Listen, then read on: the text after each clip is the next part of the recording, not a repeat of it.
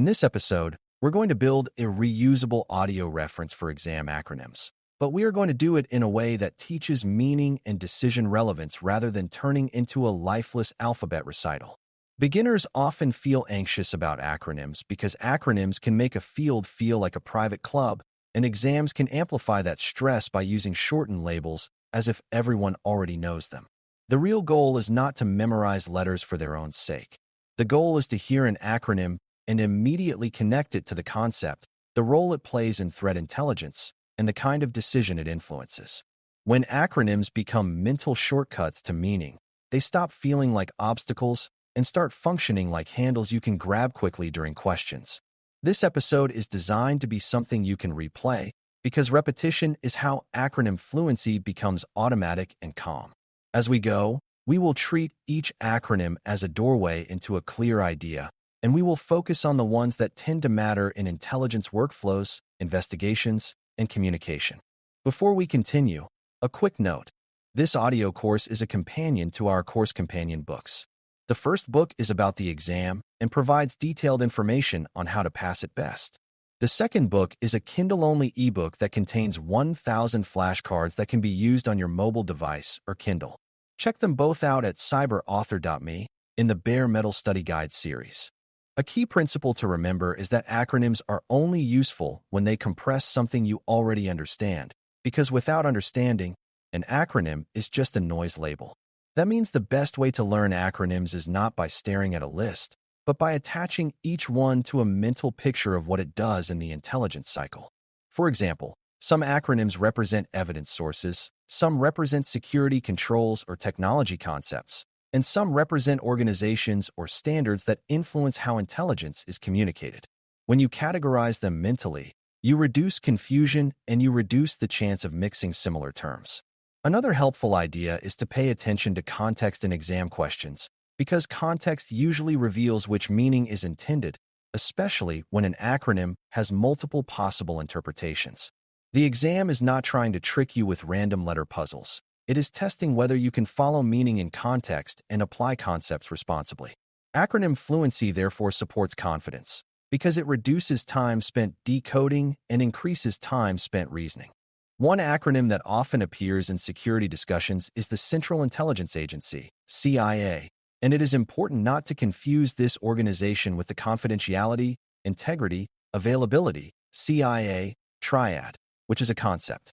In threat intelligence and security decision-making, the triad is a basic way to describe what is being protected and how a threat might cause harm. Confidentiality is about preventing unauthorized disclosure. Integrity is about preventing unauthorized modification, and availability is about ensuring systems and data remain usable when needed.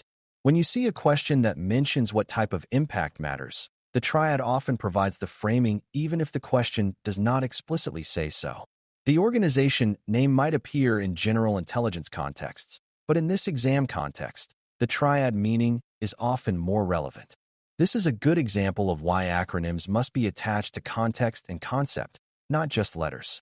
Threat intelligence discussions often use indicators of compromise, IOC, as shorthand for observable artifacts that suggest malicious activity may have occurred or may be occurring.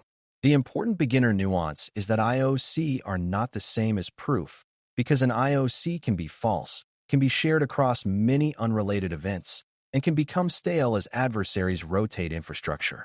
IOC are useful because they provide a starting point for detection and investigation, but they become far more valuable when paired with context, such as what campaign they relate to and what behavior they represent. On an exam, when you see IOC, think about the role they play in narrowing a search, supporting a hypothesis, and feeding into operational decisions. You should also think about the limitations, because questions often reward the answer that validates and contextualizes rather than blindly trusting an IOC. When you treat IOC as evidence leads rather than as verdicts, you align with intelligence discipline. Another common acronym is tactics, techniques, and procedures, TTP, which refers to the patterns of behavior adversaries use. TTP are often more durable than individual indicators because adversaries can change infrastructure quickly, but they often continue to rely on similar methods to achieve their goals. In intelligence work, TTP help you understand how a threat unfolds, what signals might appear at each step, and what defenses create friction. When you see TTP in an exam scenario, it is often hinting that the correct answer involves behavior-based reasoning rather than chasing one artifact. TTP also connect to operational intelligence because they help teams prepare, tune monitoring, and interpret ambiguous events. Beginners sometimes treat TTP as just a vocabulary item, but the real value is that TTP describe adversary habits, and habits are predictive. If you know an adversary pattern, you can anticipate what might come next and prioritize evidence collection accordingly.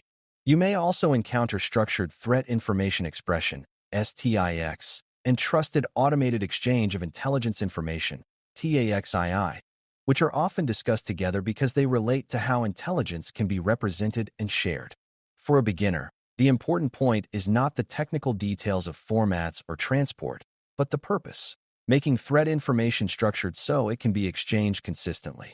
In intelligence programs, structured sharing can help automate certain workflows and reduce manual translation, but it can also introduce noise if the shared information lacks context or quality. When you see these acronyms, think about standardization, interoperability, and the trade-off between speed and context. The exam may test whether you understand that sharing mechanisms do not automatically create good intelligence, because intelligence still requires relevance, validation, and analysis. These acronyms are about packaging and exchange, not about the truth of the content itself. Keeping that distinction helps you choose better answers when questions involve sharing or feed ingestion. Another widely used acronym is Open Source Intelligence, OSINT, which refers to intelligence gathered from publicly available sources.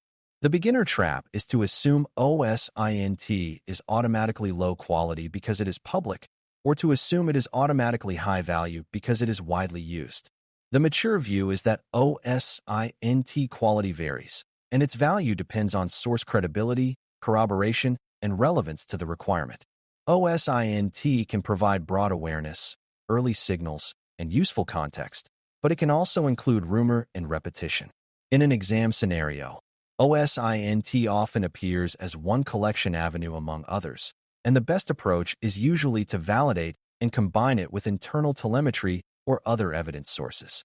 Thinking of OSINT as an input rather than as a conclusion keeps your reasoning aligned with the intelligence cycle. It also reinforces the habit of asking what decision the information supports. You may also see Information Sharing and Analysis Center, ISAC, used as shorthand for industry-focused groups that facilitate sharing among members. The intelligence relevance is that ISAC can provide community context about threats affecting a sector, which can help you judge relevance and prioritize monitoring. The beginner pitfall is assuming shared information is automatically verified and directly applicable, when in reality shared intelligence still requires validation in your environment. An ISAC signal can raise awareness and provide leads, but decision-ready action often requires checking exposure and internal signals.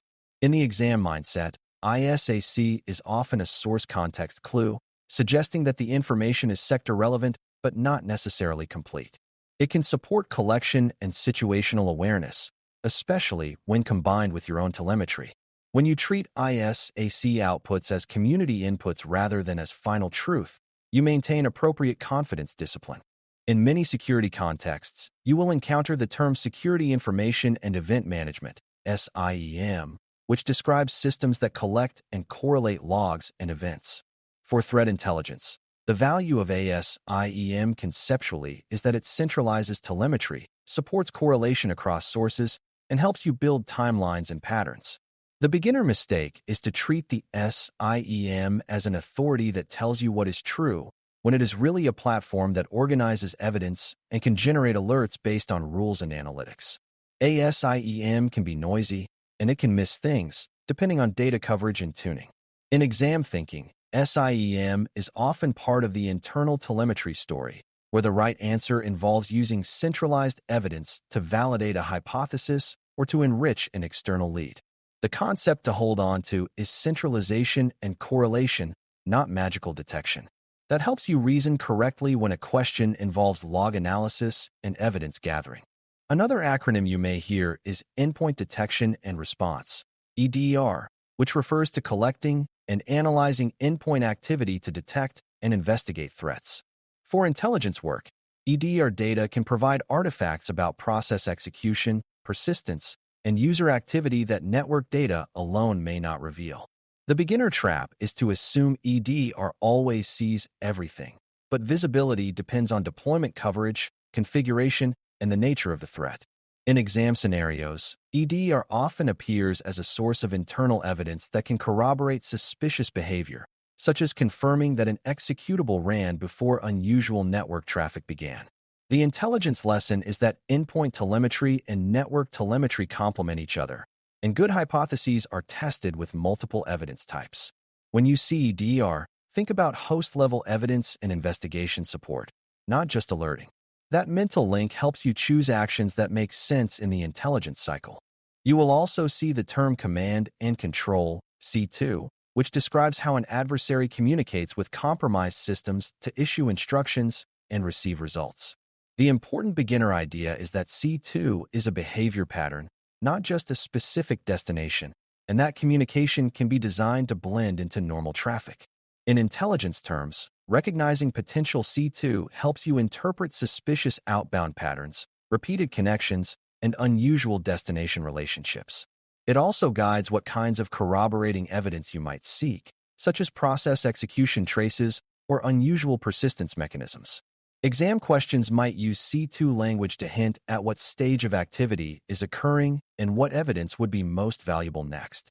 When you hear C2, think about remote control behavior and the implications for containment priority and evidence preservation. It is an acronym that should trigger a mental model of adversary control channels. To close, this acronym reference becomes useful when you replay it and let the meanings attach to real mental models rather than to letter sequences. The triad concept behind CIA helps you frame impact. IOC helps you think about evidence leads. TTP helps you think behavior and durability.